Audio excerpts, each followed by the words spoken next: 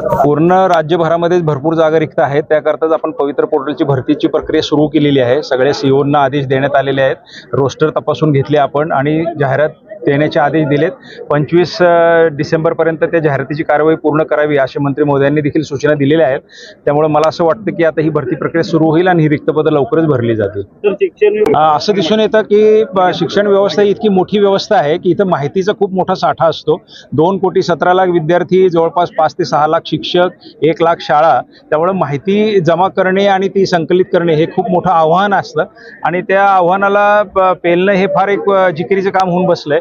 म्हणून आम्ही एक सॉफ्टवेअर तयार करतोय आता की जेणेकरून ही माहिती जी वारंवार मागितली जाते, शैक्षणिक कामांमध्ये पण शिक्षक बऱ्याच काही गुंतले जातात, हे सगळं टळायचं असेल तर एक अतिशय मोठं सॉफ्टवेअर चांगल्या प्रकारे की एकदा माहिती भरली तर ती ऑटोमॅटिक अपडेट होत राहील, वारंवार मागण्याची गरज पडू नये, सुपरविजन पण ऑटोमॅटिक होईल, विद्यार्थ्यांचे निकाल वगैरे पण त्या सिस्टीममधून बाहेर काढता येतील का असं करण्याचा मानस आहे। काही सिस्टीम आमच्यापर्यंत तशा पोहोचलेले पण आहेत आणि ते पण आपण लवकरात लवकर सुरू करणार आहोत। शिक्षण विभाग हा खूप मोठा विभाग आहे राज्याचा। काही लाख शिक्षक, मुख्याध्यापक, पर्यवेक्षक यामध्ये काम करतात। त्यामुळं नवीन शैक्षणिक धोरणाचं जे आव्हान आता आलेलं आहे त्याच्याकरता सर्वांपर्यंत तो संदेश योग्यरित्या पोहोचवणं आणि त्यांची मनोभूमिका त्याकरता तयार करणं अशा उद्देशाने बऱ्याच ठिकाणी सहविचार सभा होत आहेत आणि त्यामध्ये काही प्रश्नही मांडले जातात। अनेक प्रश्न पूर्वीपासून वर्षानुवर्ष थांबलेले होते, ते प्रश्नांची सोडवणूक आता होताना दिसतीये। त्यामुळे मला असं जाणवतं की अनेक लोकांना आपले प्रश्न सुटतील अशी आशा निर्माण झालेली आहे। टप्पा अनुदानाचा एक मोठा विषय निपटारा झाला,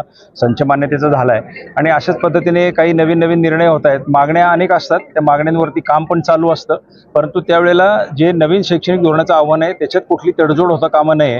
ती गुणवत्तेची जे काय आपल्याला कमिटमेंट आहे आपली ती पाळली जावी आणि त्याकरता शिक्षक, मुख्याध्यापकांची खूप मोठी भूमिका आहे, ती भूमिका अधोरेखित व्हावी अशा दृष्टीने आपण हे कॉन्फरन्सेस घेत असतो।